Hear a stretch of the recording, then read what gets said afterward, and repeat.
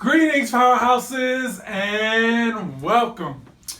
Okay, so today's principle is how to deal with your resistance. Most people don't even like to think that they have resistance, but we all do. And the reason why most people don't like it is because it feels icky, it feels nasty, it feels like a less pleasing aspect of ourselves that we really would rather not look at or have to face. But the thing is, having resistance is part of being human, and part of being a spiritual being is to release that resistance.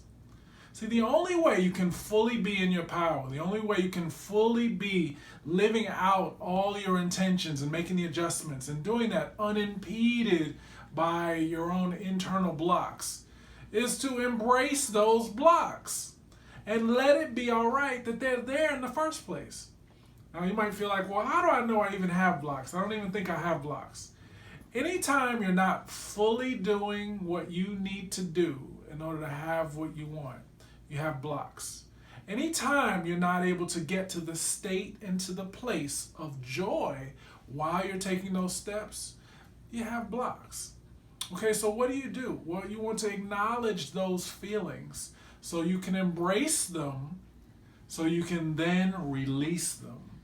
See, most people will avoid those blocks when we have fear, when we procrastinate, when we're not in the mood, when we question why are we doing anything, when we have doubt about our own abilities, when our self-confidence seems like it's dwindling or going down or fluctuating. Those are all forms of blocks. Those are all forms of resistance. And again, it's natural, but if you can embrace it so that you can deliberately let it go, then all that energy that was holding on to the blocks can now go into what you want to create. Now, how do you do this? There are lots of ways to release.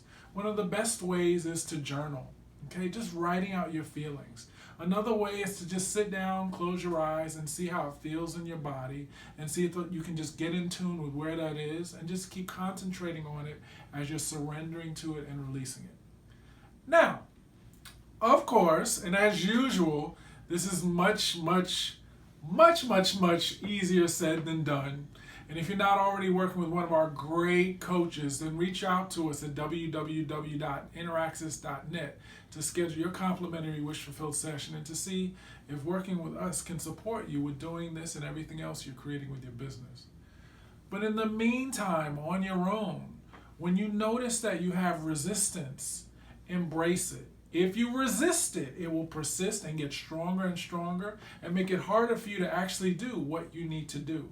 But if in that moment instead you can do something like journaling and just make peace with it, it'll be much easier to do what's necessary and much easier to get to that state where you're enjoying the process again.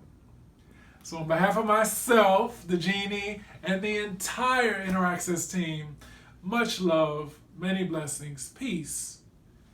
Embrace your resistance so you can release it. And we'll talk to you soon.